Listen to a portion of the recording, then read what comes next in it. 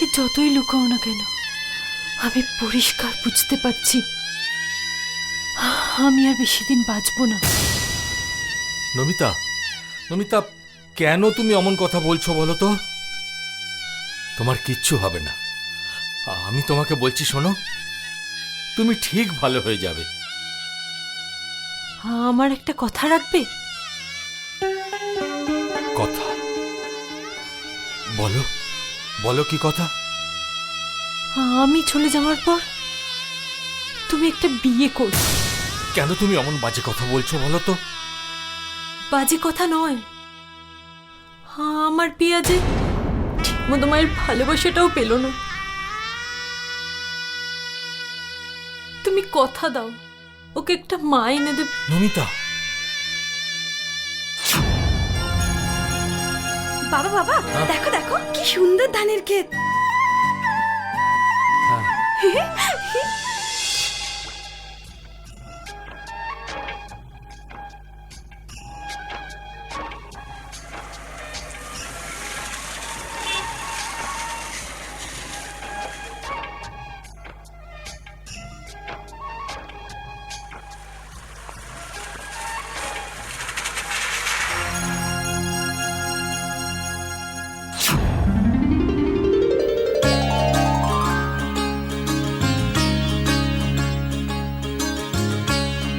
প্রিয়া,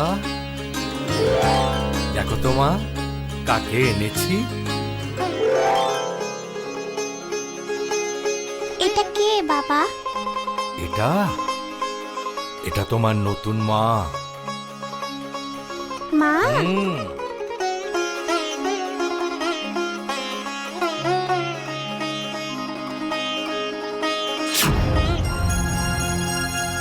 বাবু, আমরা কোন দিকে যাব? হ্যাঁ, তুই এই রাইট টার্নটা নে।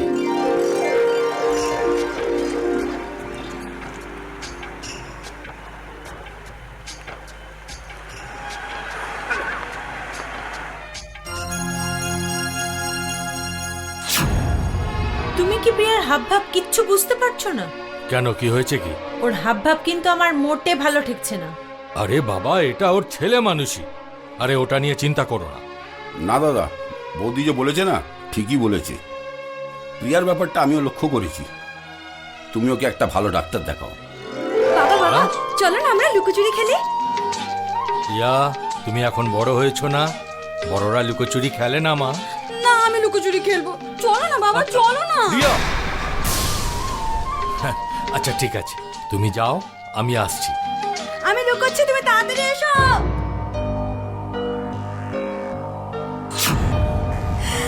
বাবা বাবা, দেখো দেখো কত বড় পুকুর।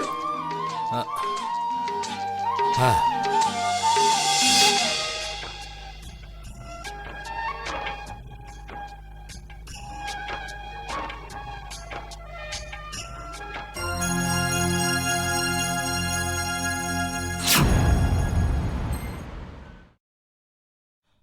কেমন বুঝলে ডাক্তার?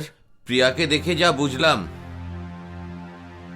তাতে মনে হলো আর দেরি না করে একজন সাইকিয়াট্রিস্টের সঙ্গে আলোচনা করাটাই বেটার হবে অবিনাশ। কি বলছো তুমি ডাক্তার? ঠিকই বলছি অবিনাশ।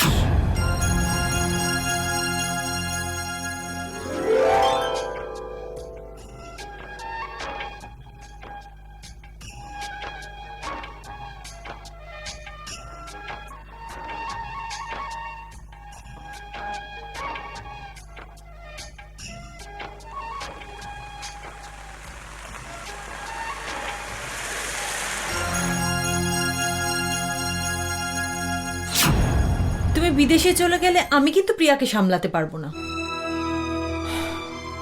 তুমি তো ভালো করে জানো যে প্রিয়া আমার কোনো কথা শোনে না। আচ্ছা, তুমি যাওয়ার আগে প্রিয়াকে কোনো মেন্টাল হসপিটালে ভর্তি করলে হয় না? দেখছি দেখছি কি করা যায়। বাবা, আমরা কোথায় যাচ্ছি? আমরা, তোমায় বললাম না, আমরা তোমার রাম কাকুর বাড়িতে যাচ্ছি। রাম কাকুর বাড়ি অনেক দূর, তাই না বাবা? হ্যাঁ, হ্যাঁ মা, অনেক দূর।